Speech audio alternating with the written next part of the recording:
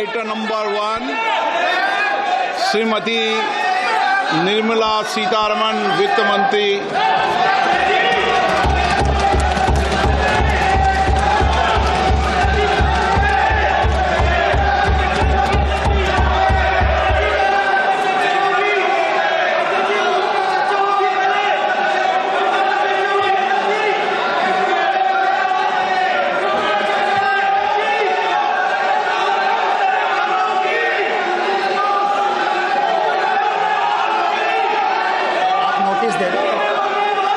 सदस्यगण,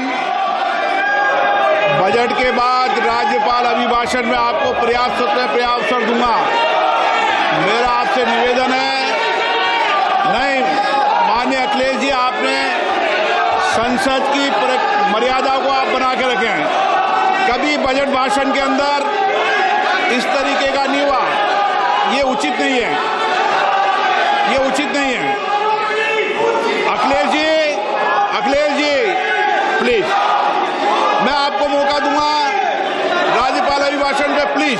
no, ये तरीका ठीक नहीं है। नो,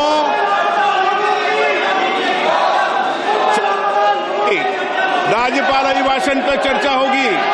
नो तरीका।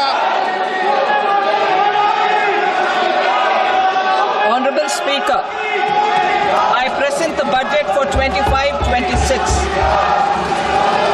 This budget continues our government's efforts to A.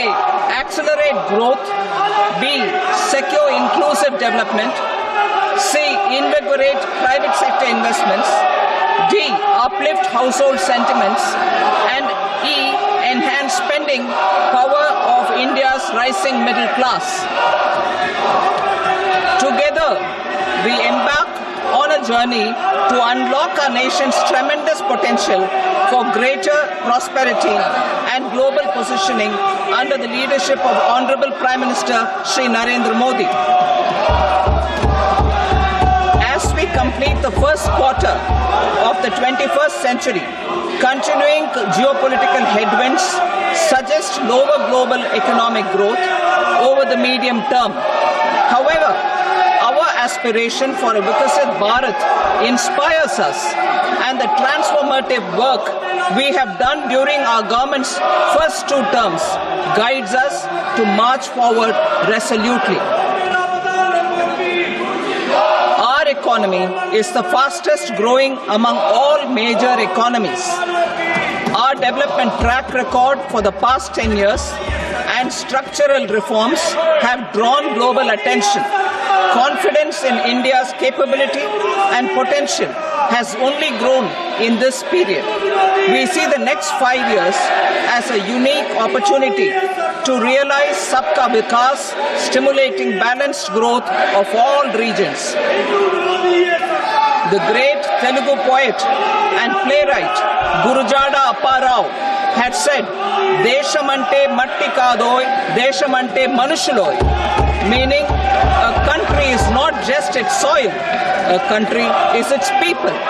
In line with this, for us, Vikasit Bharat encompasses zero poverty, 100% quality good school education, access to high quality, affordable and comprehensive health care, 100% skilled labor with meaningful employment, 70% women in economic activities, and farmers making our country the food basket of the world.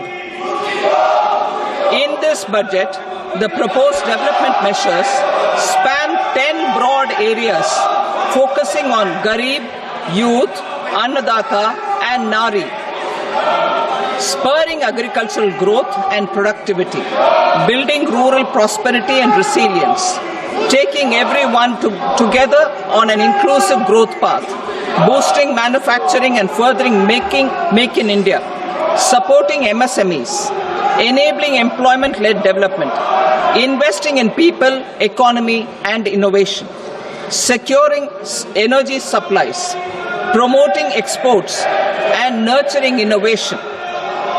For this journey of development, our 4 powerful engines are agriculture, MSME, investments and exports. The fuel, our reforms, our guiding spirit, inclusivity, and the destination, Vikasit Bharat. This budget aims to initiate transformative reforms across 6 domains. During the first 5 years, these will augment our growth potential and global competitiveness. The domains are taxation, power sector, urban development, mining, financial sector, and regulatory reforms. Agriculture as the first engine. Now I move to specific proposals, beginning with agriculture as the first engine.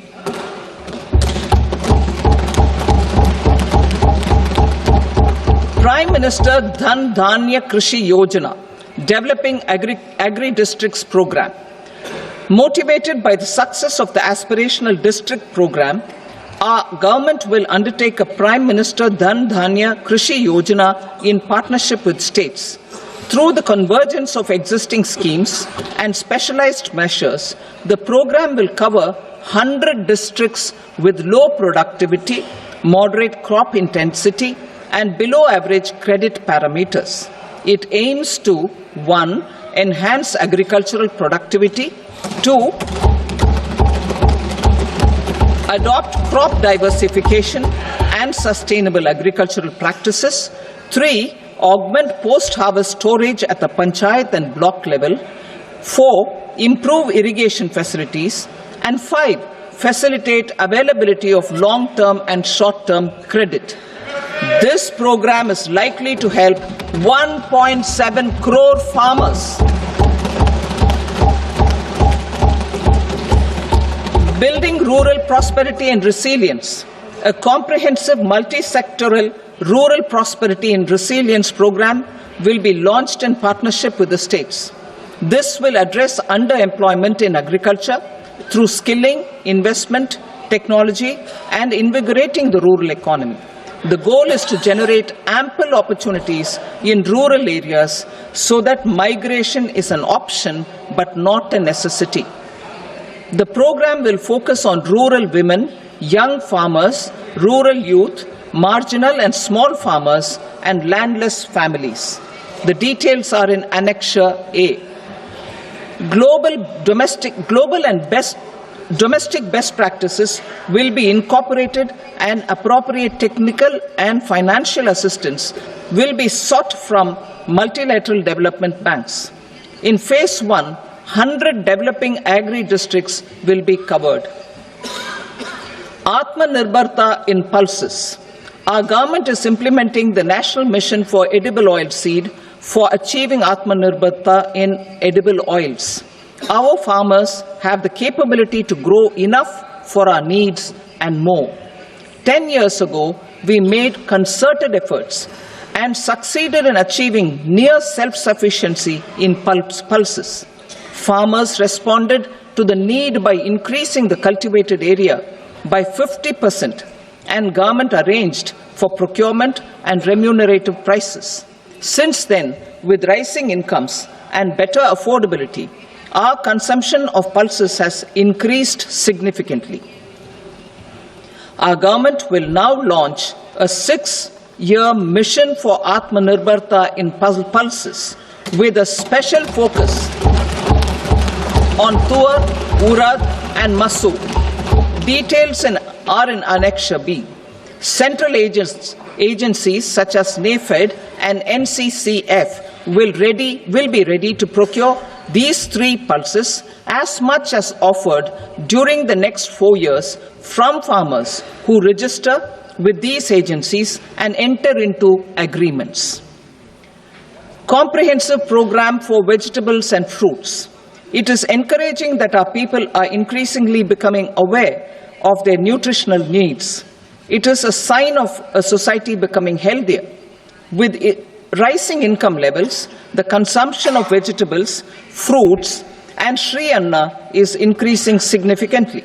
A comprehensive program to promote production, efficient supplies, processing, and remunerative prices for farmers will be launched in partnership with the states.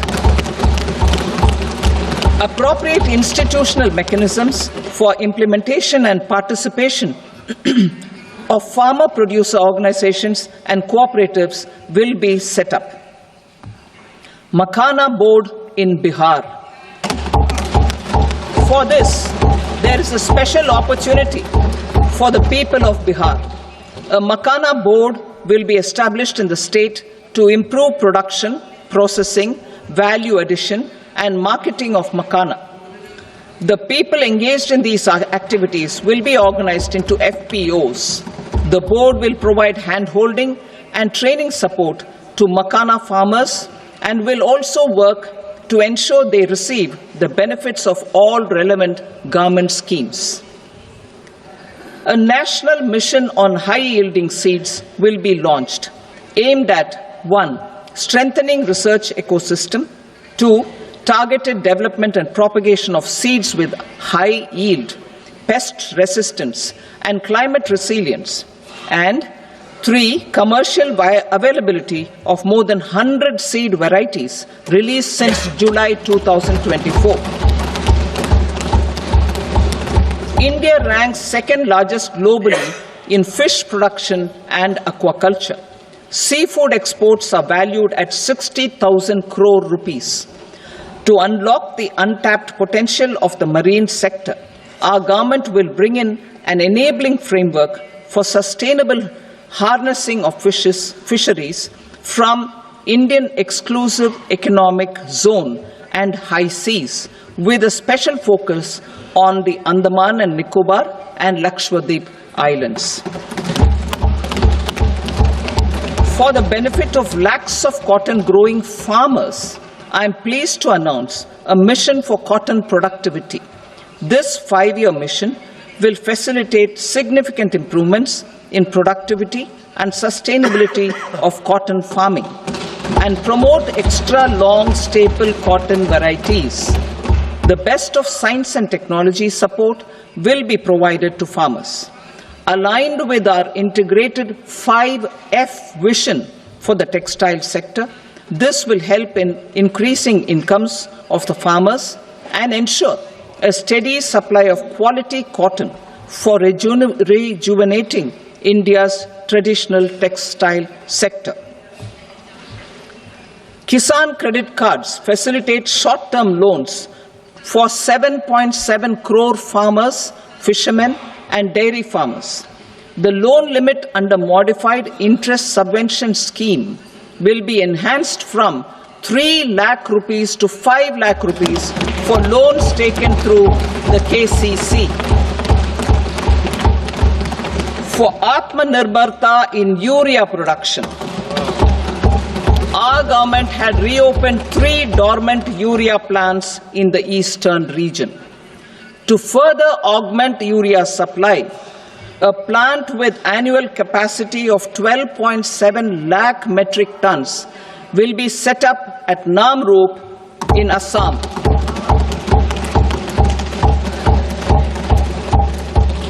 India Post, with 1.5 lakh rural post offices, complemented by the India Post Payment Bank and a vast network of 2.4 lakh Dak Sevaks, will be repositioned to act as a catalyst for the rural economy. Details are at Annexure C. India Post will also be transformed as a large public logistics organization. This will meet the rising needs of Vishwakarmas, new entrepreneurs, women, self-help groups, MSMEs, and the large business organizations. Our government will provide support to NCDC for its lending operations for the cooperative sector. MSMEs as the second engine. Now I move to MSMEs as the second engine, which encompasses manufacturing and services with a focus on MSMEs numbering 5.7 crores. Currently, over 1 crore registered MSMEs, employing 7.5 crore people and generating 36% of our manufacturing, have come together to position India as a global manufacturing hub. With their quality products, These MSMEs are responsible for 45% of our exports. To help them achieve higher efficiencies of scale, technological upgradation, and better access to capital, the investment and turnover limits for classification of all MSMEs will be enhanced to 2.5 and 2 times respectively. This will give them the confidence to grow and generate employment for our youth. The details are given in Annexure D. To improve access to credit, the credit guarantee cover will be enhanced. First, for micro and small enterprises from 5 crore to 10 crore rupees, leading to additional credit of 1.5 lakh crores in the next 5 years. Second, for startups from 10 crore rupees to 20 crore rupees, with the guarantee fee being moderated to 1% for loans in 27 focus sectors which are important for Atmanirbhar Bharat. And for well-run exporter MSMEs, for term loans up to 20 crore rupees. Also for the micro enterprises, we will introduce customized credit cards with a 5 lakh rupee limit for micro enterprises registered on Udyam portal.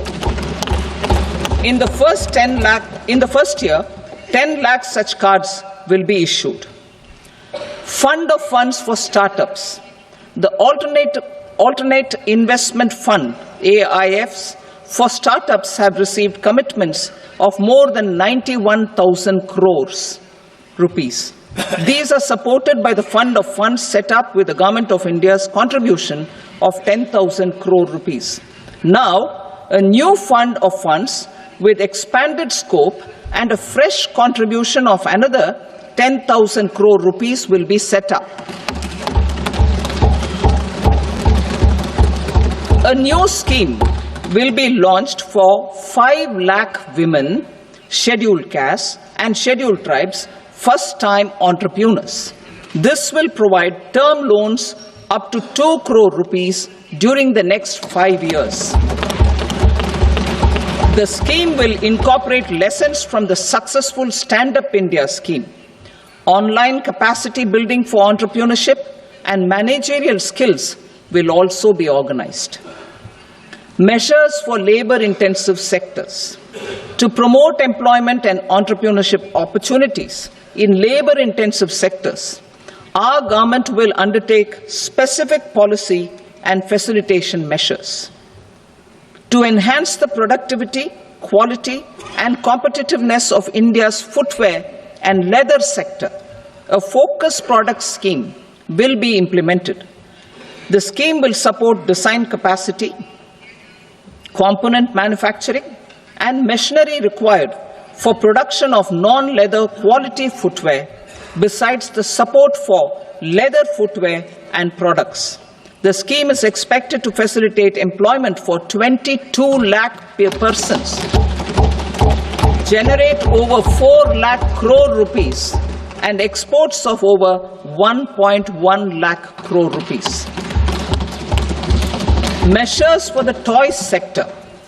Building on the National Action Plan for Toys, we will implement a scheme to make India a global hub for toys. The scheme will focus on development of clusters, skills, and a manufacturing ecosystem that will create high-quality, unique, innovative, and sustainable toys that will represent the Made in India brand. Support for food processing. In line with our commitment towards Purvodaya, we will establish a National Institute of Food Technology, Entrepreneurship and Management in Bihar. The institute will provide a strong fillip to food processing activities in the entire eastern region. This will result in 1. Enhanced income for the farmers through value addition to their produce, and 2. Skilling entrepreneurship and employment opportunities for the youth. Manufacturing mission, furthering Make in India. Our government will set up a national manufacturing mission covering small, medium and large industries for furthering Make in India by providing policy support, execution roadmaps, governance and monitoring framework for central ministries and states. Details are in Annexure E. Given our commitment to climate-friendly development, the mission will also support clean tech manufacturing. This will aim to improve domestic value addition and build our ecosystem for solar PV cells, EV batteries, motors and controllers, electrolyzers, wind turbines, very high voltage transmission equipment and grid-scale batteries. Investment as the third engine. Now I move to investment as the third engine, which encompasses investing in people, investing in the economy, and investing in innovation. Investing in people. Saksham Anganwadi and Poshan 2.0. Saksham Anganwadi and Poshan 2.0 program provides nutritional support to more than 8 crore children, 1 crore pregnant women and lactating mothers all over the country, and about 20 lakh adolescent girls in aspirational districts and the Northeast region. The cost norms for these nutritional support will be enhanced appropriately. Atal Tinkering Labs. 50,000 Atal Tinkering Labs will be set up in government schools in the next 5 years to cultivate the spirit of curiosity and innovation and foster a scientific temper among young minds. Broadband connectivity to government secondary schools and PHCs. Broadband connectivity will be provided to all government secondary schools and primary health centers in rural areas under the BharatNet project. Bharatiya Bhasha Pustak Scheme. We propose to implement a Bharatiya Bhasha Pustak scheme to provide digital form Indian language books for schools and for higher education. This aims to help students understand their subjects better and in their language. National Centers of Excellence for Skilling. Building on the initiative announced in the July 24 budget, 5 National Centers of Excellence for Skilling will be set up with global expertise and partnerships to equip our youth with the skills required for Make for India, Make for the World manufacturing. The partnership will cover curriculum design, training of trainers, and a skills certification framework and periodic reviews. Expansion of capacity in IITs. Total number of students in 23 IITs has increased 100% from 65,000 to 1.35 lakh in the past 10 years.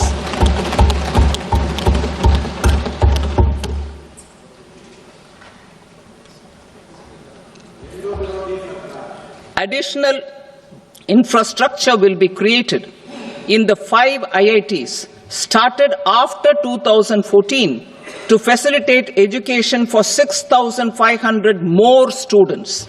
Hostel and other infrastructure capacity at IIT Patna will also be expanded.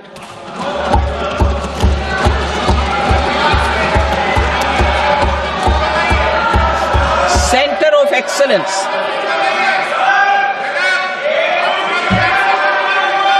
Center of Excellence in AI for Education. I had announced 3 centers of excellence in artificial intelligence for agriculture, health, and sustainable cities in 2023. Now a center of excellence in artificial intelligence for education will be set up with a total outlay of 500 crores. Expansion of medical education.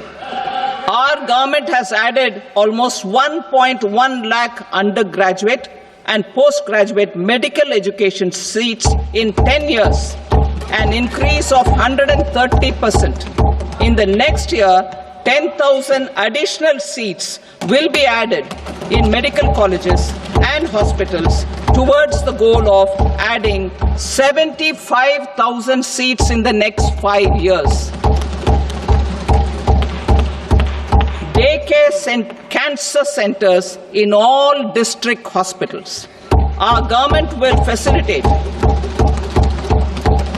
setting up of daycare cancer centers in all district hospitals in the next 3 years. 200 centers will be established in 25-26 itself. Strengthening urban livelihoods. Our government has been giving priority to assisting urban poor and vulnerable groups.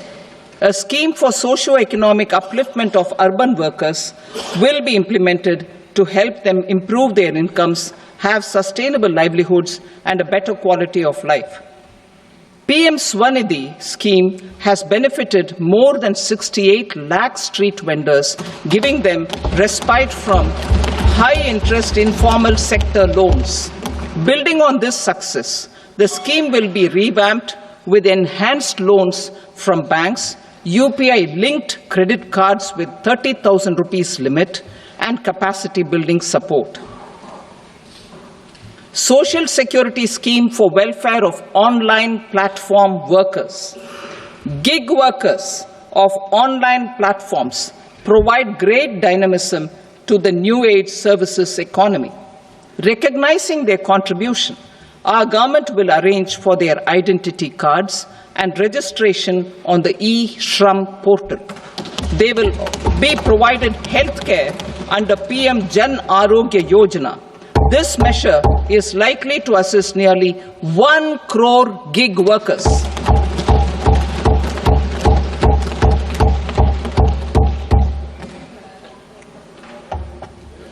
Investing in the economy. Public-private partnership in infrastructure. Each infrastructure-related ministry will come up with a 3-year pipeline of projects that can be implemented in PPP mode. States will also be encouraged to do so and can seek support from the India Infrastructure Project Development Fund, which is a scheme to prepare PPP proposals. Support to states for infrastructure. An outlay of 1.5 lakh crore is proposed for the 50-year interest-free loans to states for capital expenditure and incentives for reforms. Building on the success of the first asset monetization plan announced in 2021, the second plan for 2025 to 30 will be launched to plow back capital of 10 lakh crore in new projects. Regulatory and fiscal measures will be fine-tuned to support the plan. Jal Jeevan Mission. Since 2019, 15 crore households representing 80% of India's rural population have been provided access to portable tap water connections. To achieve 100% coverage, I am pleased to announce the extension of this mission until 2028 with an enhanced total outlay. The mission's focus will be on the quality of infrastructure and O&M of rural piped water supply schemes through Jan Bhagidari. A separate MOU or separate MOUs will be signed with the states and union territories to ensure sustainability and citizen-centric water services delivery. Urban sector reforms. Building on the July budget proposals, urban sector reforms related to governance, municipal services, urban land and planning will be incentivized. Urban Challenge Fund.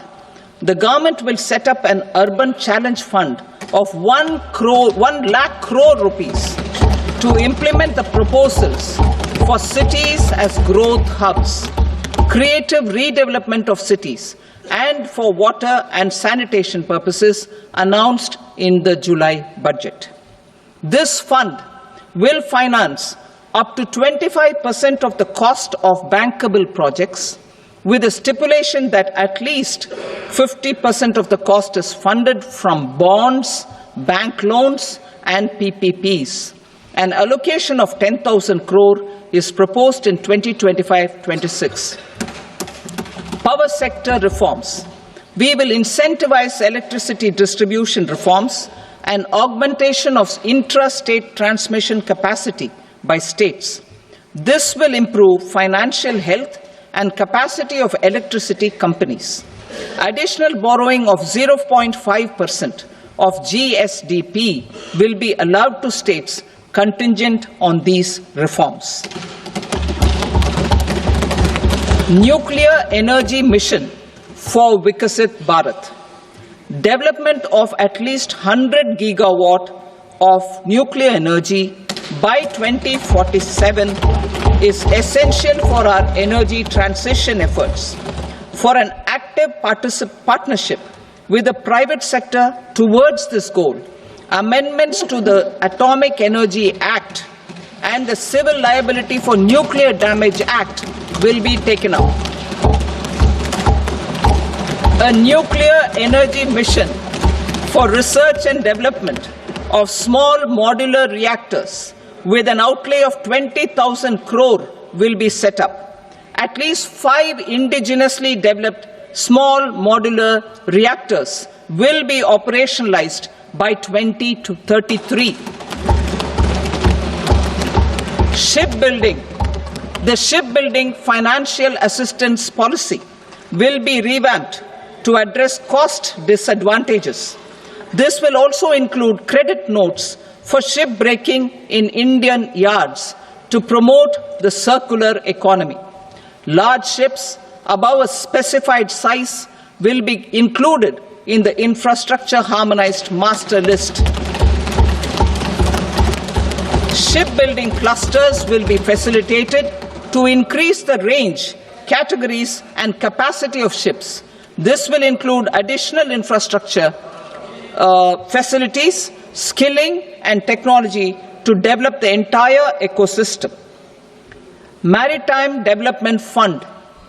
For long-term financing for the maritime industry, a Maritime Development Fund with a corpus of 25,000 crore rupees will be set up. This will be for distributed support and promoting competition.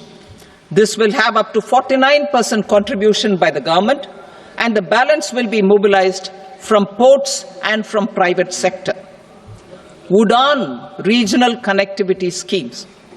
UDAN has enabled 1.5 crore middle-class people to meet their aspirations for speedier travel. The scheme has connected 88 ports, airports, and operationalized 619 routes.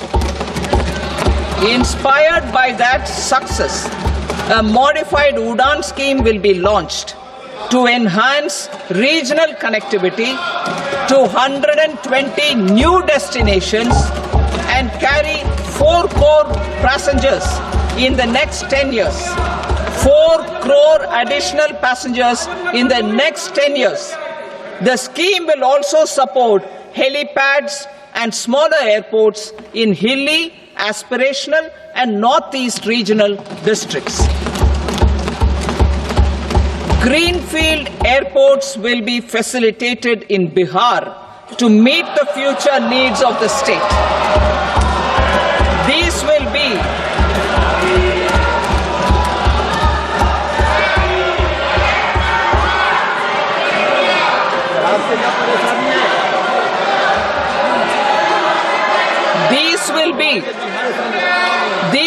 be in addition to the expansion of the capacity of Patna Airport and a brownfield airport in Beta.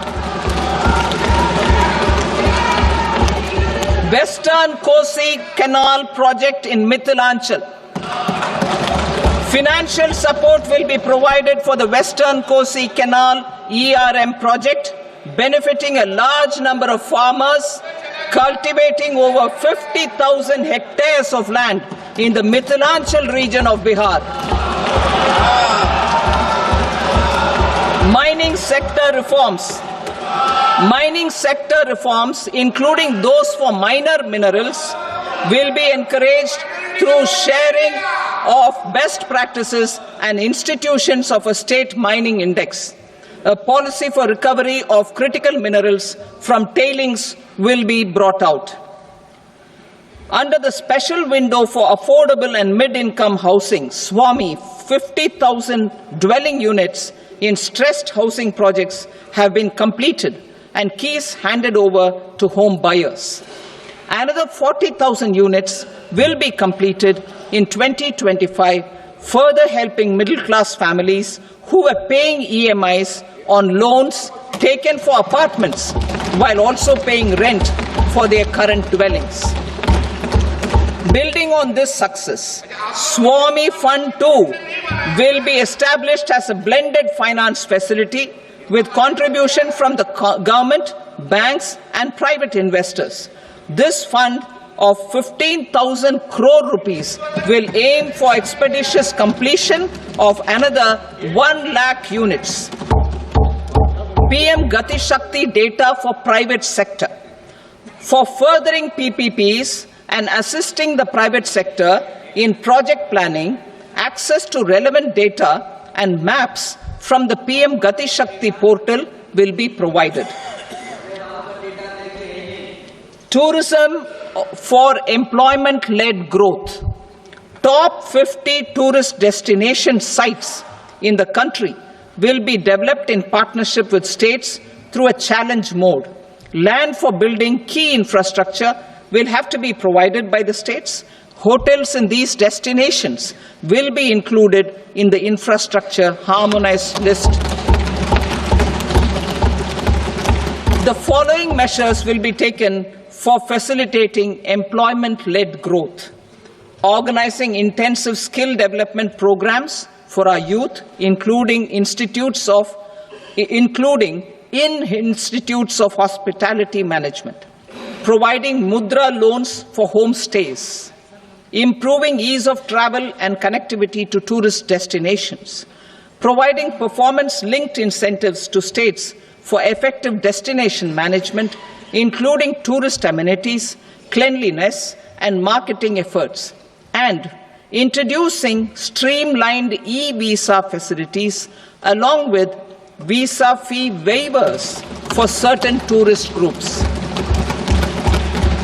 Continuing with the emphasis on places of spiritual and religious significance, in the July budget, there will be a special focus on destinations related to the life and times of Lord Buddha. Medical tourism and heal in India. Medical tourism and heal in India will be promoted in partnership with the private sector along with capacity building and easier visa norms. Investing in innovation. To implement private sector-driven research, development and innovation initiatives announced in the July budget, I am now allocating 20,000 crore rupees for this purpose. A deep tech fund of funds will also be explored to catalyze the next generation startups as a part of this initiative. In the next 5 years, under the PM Research Fellowship Scheme, we will provide 10,000 fellowships for technological research in IITs and IISc with enhanced financial support. The second gene bank with 10 lakh germplasm lines will be set up for future food and nutritional security. This will provide conservation support to both public and private sectors for genetic resources. We will start a national geospatial mission to develop foundational geospatial infrastructure and data. Using PM Gati Shakti, this mission will facilitate modernization of land records, urban planning, and design of infrastructure projects. a Gyan Bharatam mission for survey, documentation, and conservation of our manuscript heritage with academic institutions, museums, libraries, and private collectors will be undertaken to cover more than 1 crore manuscripts. We will set up a national digital repository of Indian knowledge systems for knowledge sharing. Now I move to exports as the fourth engine. We will set up an export promotion mission with sectoral and ministerial targets driven jointly by the Ministries of Commerce, MSME, and Finance. It will facilitate easy access to export credit, cross-border factoring support, support to MSMEs to tackle non-tariff measures in overseas markets. A digital public infrastructure, Bharat Trade Net, for international trade will be set up as a unified platform for trade documentation and financing solutions. This will complement the Unified Logistics Interface platform. The BTN will be aligned with international practices. Support will be provided to develop domestic manufacturing capacities for our economy's integration with global supply chains. Sectors will be identified based on objective criteria. Facilitation groups with participation of senior officers and industry representatives will be formed for select products and supply chains.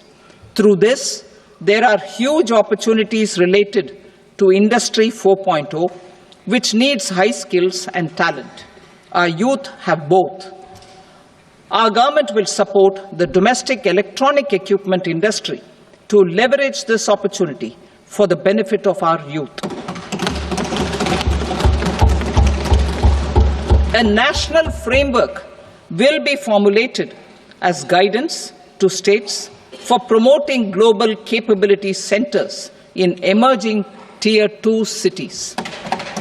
This will suggest measures for enhancing availability of talent and infrastructure, building bylaw reforms, and mechanisms for collaboration with industry. Our government will facilitate upgradation of infrastructure and warehousing for air cargo, including high-value perishable horticultural produce. Cargo screening and customs protocol will be streamlined and made user-friendly. Reforms as the fuel. Over the past 10 years, our government has implemented several reforms for convenience of taxpayers, such as faceless assessment, 2, taxpayer charter, 3, faster returns, 4, almost 99% returns being on self-assessment, and 5, Vivad Se Vishwas scheme.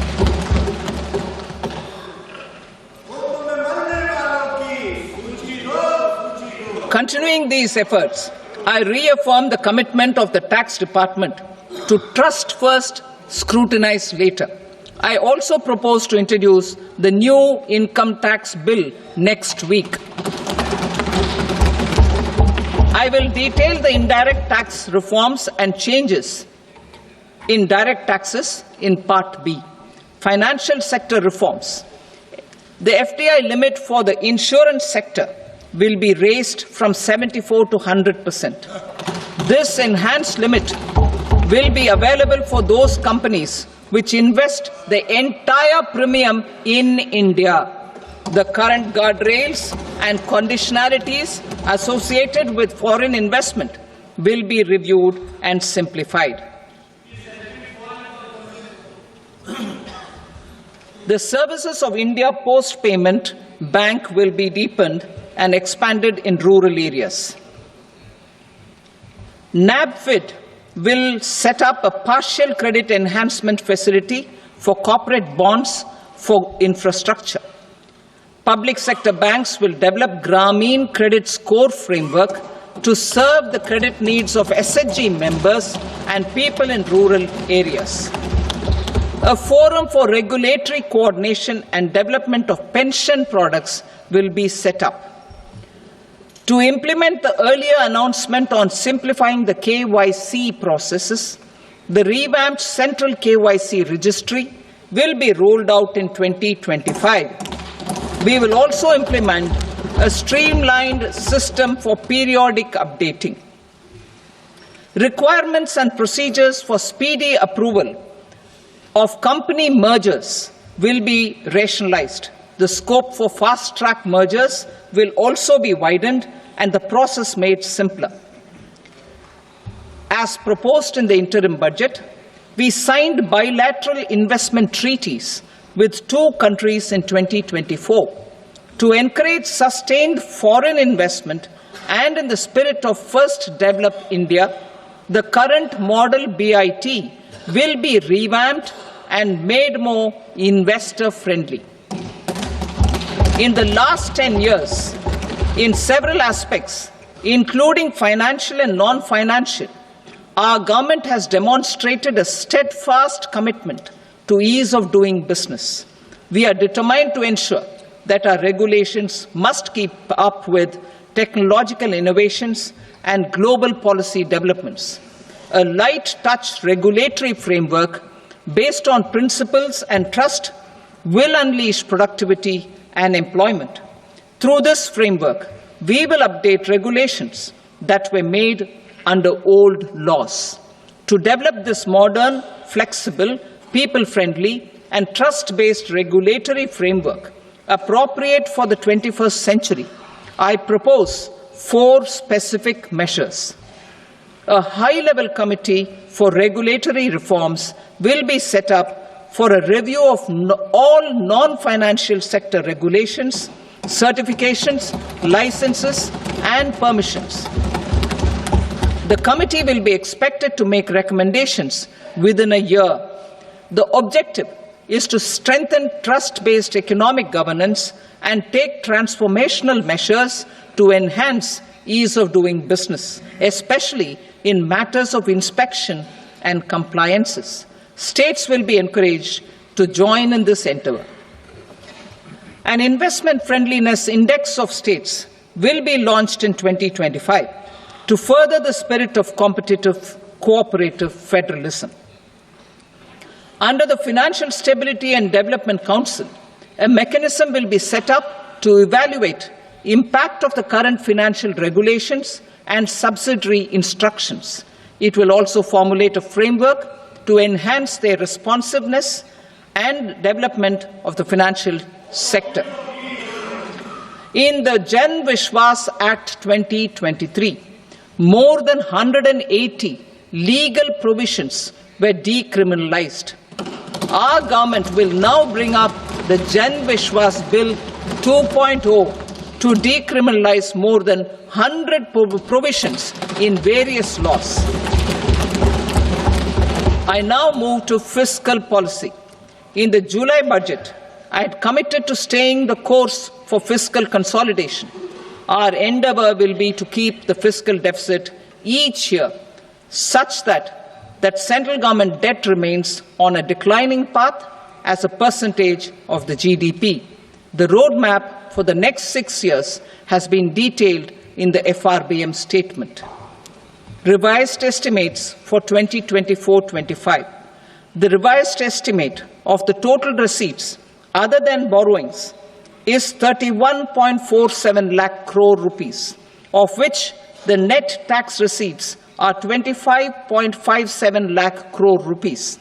The revised estimate of the total expenditure is 47.16 lakh crore rupees, of which the capital expenditure is about 10.18 lakh crore rupees. The revised estimate of the fiscal deficit is 4.8% of the GDP. Budget estimates for 25-26. Coming to 25-26, the total receipts other than borrowings and total expenditure are estimated at 34.96 lakh crore rupees and 50.65 lakh crore rupees respectively. The net tax receipts are estimated at 28.37 lakh crore rupees. The fiscal deficit is estimated to be 4.4% of GDP. To finance the fiscal deficit, the net market borrowings from dated securities are estimated at 11.54 lakh crore. The balance financing is expected to come from small savings and other sources. The gross market borrowings are estimated at 14.82 lakh crore rupees. I will now move to Part B. Indirect taxes. My proposals relating to customs aim to rationalize tariff structure and address duty inversion. These will also support domestic manufacturing and value addition, promote exports, facilitate trade, and provide relief to common people. Rationalization of customs tariff structure for industrial goods. As a part of comprehensive review of customs rate structure announced in July 2024 budget, I propose to 1. Remove 7 tariff rates. This is over and above the 7 tariff rates removed in 23-24 budget. After this, there will be only 8 remaining tariff rates, including 0 rate. 2. Apply appropriate cess to broadly maintain effective duty incidence, except on a few items where such incidence will reduce marginally. 3. Levy not more than 1 cess or surcharge.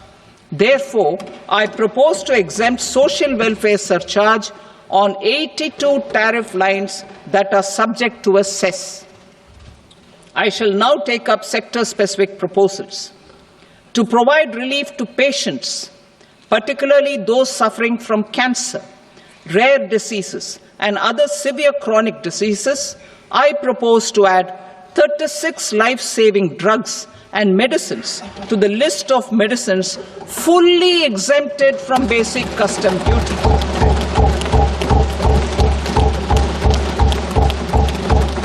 I also propose to add 6 life-saving medicines to the list attracting concessional custom duty of 5%. Full exemption and concessional duty will also respectively apply on the bulk drugs for manufacture of the above.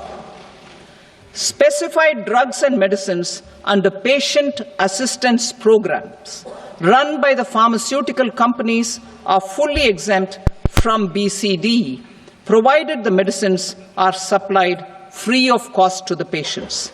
I propose to add 37 more medicines along with 13 new patient assistance programs.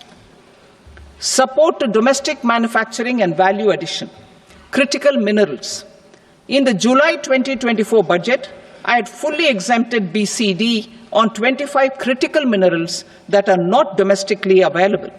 I had also reduced BCD of 2 other such minerals to provide a major fillip to their processing, especially by MSMEs. Now, I propose to fully exempt cobalt powder and waste, the scrap of lithium-ion battery, lead, zinc, and 12 more critical minerals. This will help secure the availability for manufacturing in India and promote more jobs for our youth. To promote domestic production of technical textile products such as agro-textiles, medical textiles, and geotextiles at competitive prices, I propose to add 2 more types of shuttle-less looms to the list of fully exempted textile machinery. I also propose to revise the BCD rate on knitted fabrics covered by 9 tariff lines from 10 or 20 to 20% or 115 rupees per kg, whichever is higher. Electronic goods. In line with our Make in India policy and to rectify inverted duty structure, I propose to increase the BCD on interactive flat panel display from 10% to 20% and reduce the BCD to 5% on open cell and other components. In 23-24 budget, for the manufacture of open cells of LCD, LED TVs, I had reduced the BCD on parts of open cells from 5% to 2.5%. To further boost the manufacture of such open cells, the BCD on these parts will now stand exempted. Lithium-ion battery. To the list of exempted capital goods, I propose to add 35 additional capital goods for EV battery manufacturing and 28 additional capital goods for mobile phone battery manufacturing. This will boost domestic manufacture of lithium-ion batteries, both for mobile phones and for electric vehicles. Shipping sector. Considering that shipbuilding has a long gestation period, I propose to continue the exemption of BCD on raw materials, components, consumables, or parts for the manufacture of ships for another 10 years.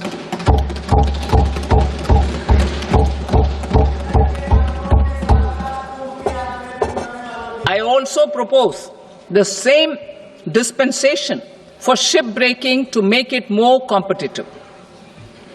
Telecommunication. To prevent classification disputes, I propose to reduce the BCD from 20% to 10% on carrier-grade Ethernet switches to make it at par with non-carrier-grade Ethernet switches.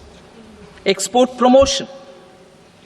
To facilitate exports of handicrafts, I propose to extend the time period for export from 6 months to 1 year, further extendable by another 3 months if required. I also propose to add 9 items to the list of duty-free inputs. Leather sector. I propose to fully exempt BCD on wet blue leather to facilitate imports for domestic value addition and employment. I also propose to exempt crust leather from 20% export duty to facilitate exports by small tanners. Marine products. To enhance India's competitiveness in the global seafood market, I propose to reduce BCD from 30% to 5% on frozen fish paste, surimi, for manufacture and export of its analog products. I also propose to reduce BCD from 15% to 5% on fish hydrolysates for manufacture of fish and shrimp feed. In July 2024 budget, to promote development of domestic MROs for aircraft and ships, I had extended the time limit for export of foreign origin goods that were imported for repairs from 6 months to 1 year and further extendable by 1 year. I now propose to extend the same dispensation for railway goods. Time limit for provisional assessment. Presently, the Customs Act 1962 does not provide any time limit to finalize provisional assessments, leading to uncertainty and cost to trade. As a measure of promoting ease of doing business, I propose to fix a time limit of 2 years, extendable by a year, for finalizing the provisional assessment. I propose to introduce a new provision that will enable importers or exporters, after clearance of goods, to voluntarily declare material facts and pay duty with interest but without penalty. This will incentivize voluntary compliance. However, this will not apply in cases where department has already initiated audit or investigation proceedings. For industry to better plan their imports, I propose to extend the time limit for the end use of imported inputs in the relevant rules from 6 months to 1 year. This will provide operational flexibility in view of cost and uncertainty of supply. Further, such importers will now have to file only quarterly statements instead of a monthly statement.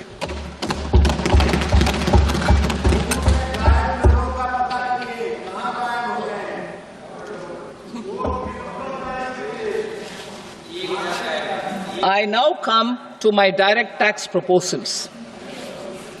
In Part A, I have briefly underlined taxation reforms as one of key reforms to realize our vision of Vikasit Bharat. In respect of criminal law, our government had earlier ushered in Bharatiya Nyaya Sanhita, replacing Bharatiya Danda Sanhita. I am happy to inform this august House and the country that for new income tax bill will carry forward the same spirit of Nyaya in its drafting as well. The new bill will be clear and direct in text, with close to half of the present law in terms of both chapters and words. It will be simple to understand for taxpayers and tax administrators, leading to tax certainty and reduced litigation. Reforms, however, are not a destination. They are means to achieve good governance for our people and economy. Providing good governance primarily involves being responsive. The Tirukural captures this in verse 542, which reads, "Vaanokki vaazhum ulagallam, mannavan kol nokki vaazhum kudi," meaning, just as the living beings live expecting rains, citizens live expecting good governance. Our government is committed to keeping an ear to the ground and a finger on the pulse and responding while balancing our national building efforts.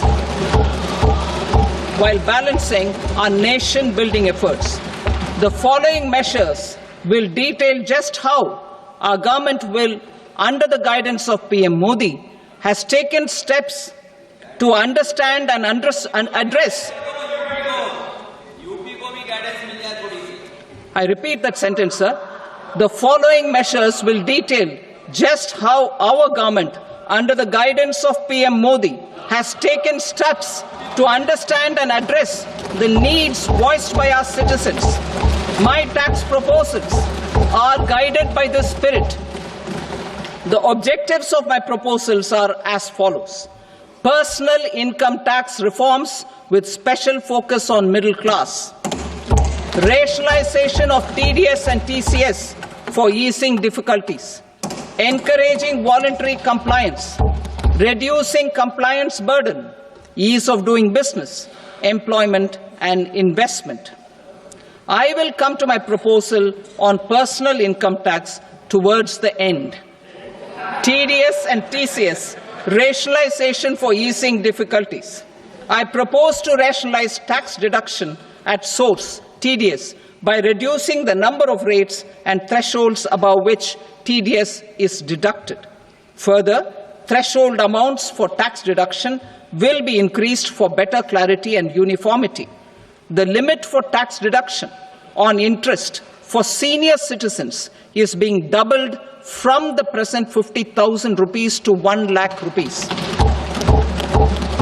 Similarly, the annual limit of 2.40 lakh rupees for TDS on rent is being increased to 6 lakh rupees. This will reduce the number of transactions liable to TDS, thus benefiting small taxpayers receiving small payments. The threshold to collect tax at source, the TCS, on remittances under RBI's liberalized remittance scheme, the LRS, is proposed to be increased from 7 lakh to 10 lakhs. I also propose to remove TCS on remittances for education purposes, where such remittances is out of a loan taken from a specified financial institution. Both TDS and TCS are being applied on any transaction related to sale of goods. To prevent such compliance difficulties, I propose to omit the TCS. I also propose that the provisions of the higher TDS deduction will now apply only in non-PAN cases. In July 2024, the delay for payment of TDS up to the due date of filing statement was decriminalized. I propose to provide the same relaxation to TCS provisions as well.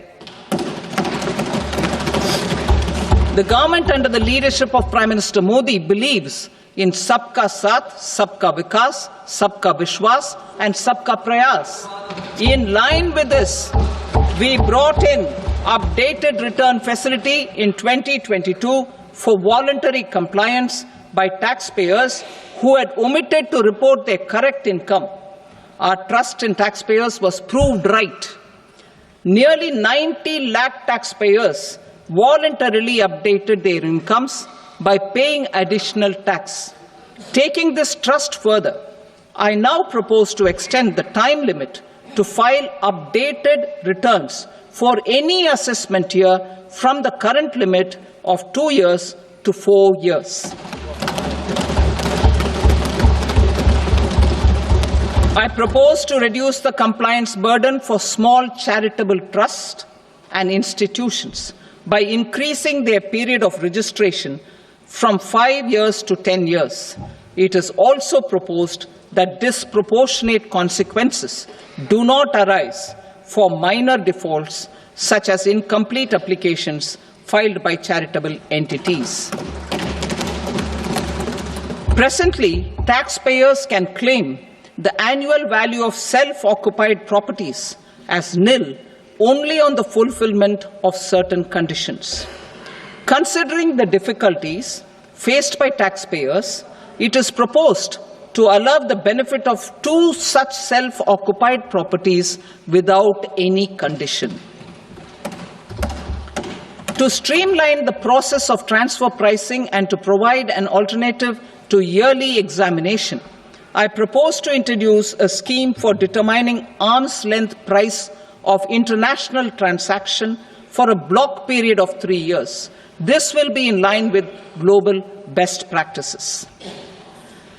With a view to reduce litigation and provide certainty in international taxation, the scope of safe harbor rules is being expanded. A number of senior and very senior citizens have very old national savings schemes accounts. As interest is no longer payable on such accounts, I propose to exempt withdrawals made from NSS by individuals on or after 29th August 2024. I am also proposing to allow similar treatment to NPS Vatsalya accounts as is available to normal NPS accounts subject to overall limits. In my speech in July 2024, I had promised that all processes, including giving effect to appellate orders, shall be digitalized and made paperless over the next 2 years. So I'm happy to announce that digitalization is being made operational now. In July 2024, we brought in the Vivad Se Vishwas scheme to resolve income tax disputes pending in appeal. The scheme has received a great response, with nearly 33,000 taxpayers having availed of the scheme to settle their disputes.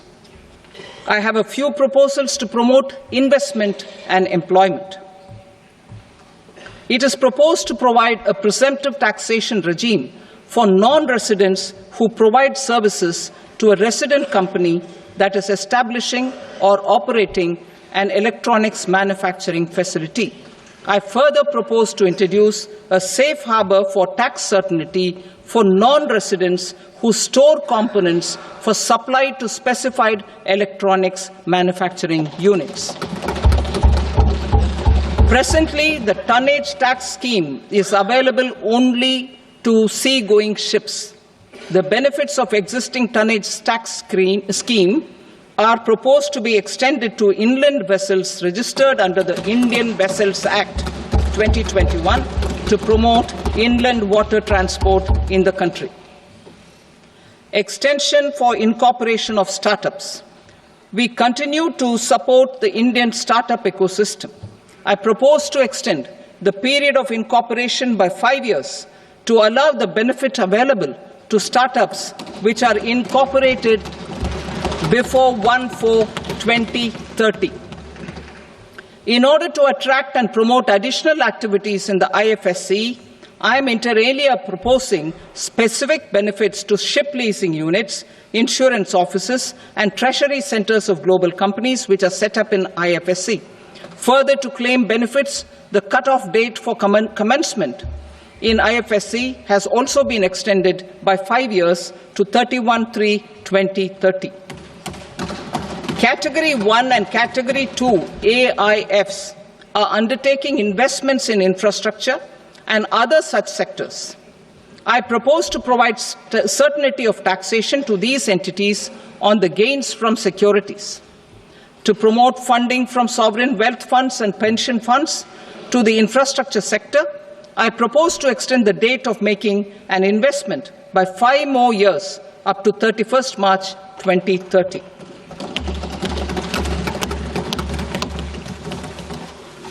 Personal income tax reforms with special focus on middle class.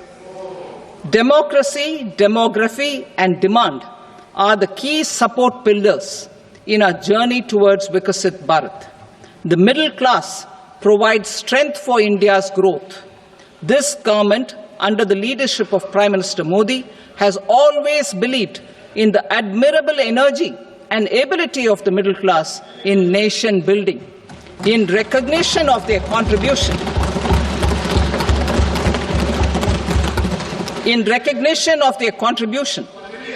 we have periodically reduced their tax burden. Right after 2014, the nil tax slab was raised to 2.5 lakhs of rupees, which was further raised to 5 lakh rupees in 2019 and to 7 lakh rupees in 2023. This is reflective of our government's trust on the middle class taxpayers. I am now happy to announce that there will be no income tax payable up to income of 12 lakh rupees.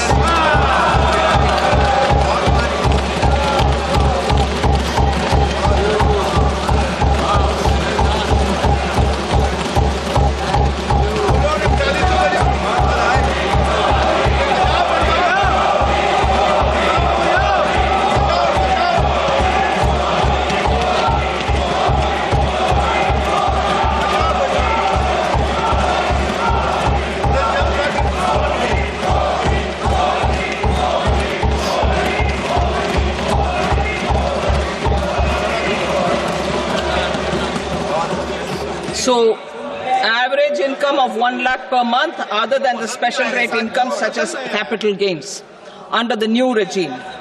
This limit will be 12.75 lakh for salaried taxpayers due to the standard deduction of 75,000.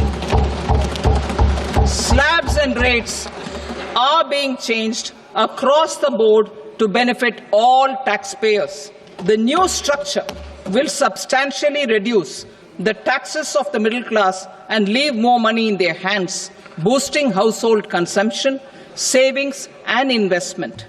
In the new tax regime, I propose to revise tax rate structures as follows: 0 to 4 lakh rupees nil, 4.8 lakh rupees to 4 to 8 lakh rupees 5%, 8 to 12 lakh rupees 10%, 12 to 16 lakh rupees 15%, 16 to 20 lakh rupees 20%, 20 to 24 lakh rupees 25%, and above 24 lakh rupees 30%.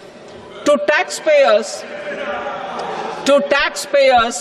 up to 12 lakh of normal income, other than special rate income such as capital gains. I read that again.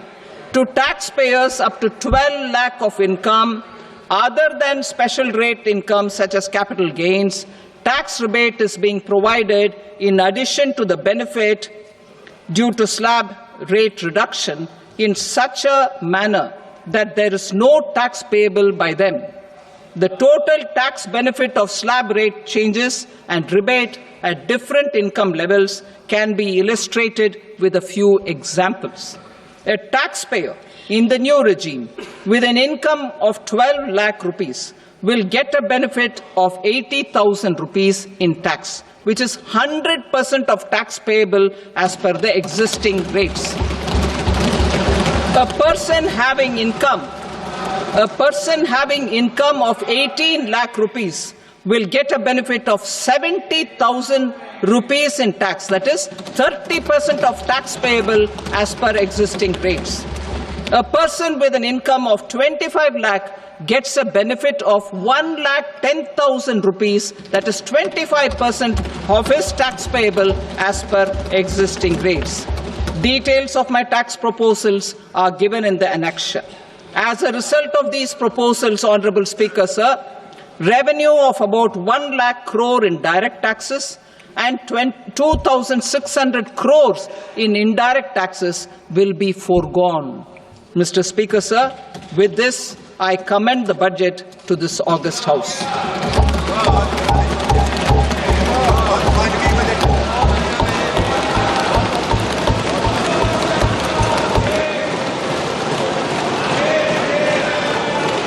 Item number 2, Srimati Nirmala Sitharaman. Sir, with your permission, I rise to lay on the table the following statements under Section 3(1) of the Fiscal Responsibility and Budget Management Act 2003. Medium-term fiscal policy cum fiscal policy strategy statement and macroeconomic framework statement. Item number 3, Srimati Nirmala Sitharaman. Sir, with your permission, I rise to move for leave to introduce the Finance Bill 2025. प्रश्न ये है कि विधेयक को पुनर्स्थापित करने की अनुमति प्रदान की जाए। जो सदस्य इसके पक्ष में हाँ कहें, जो सदस्य विरोध में ना कहें। मेरे विचार में निर्णय हाँ वालों के पक्ष में हुआ, हाँ वालों के पक्ष में अनुमति प्रदान की जाती है। माननीय मंत्री जी, अब विधेयक को पुनर्स्थापित करें। Sir, I introduce the bill. Thank you. सभा की कार्रवाई सोमवार दिनांक 3 फरवरी 2025 को प्राप्त 11 बजे तक के लिए स्थगित की जाती है।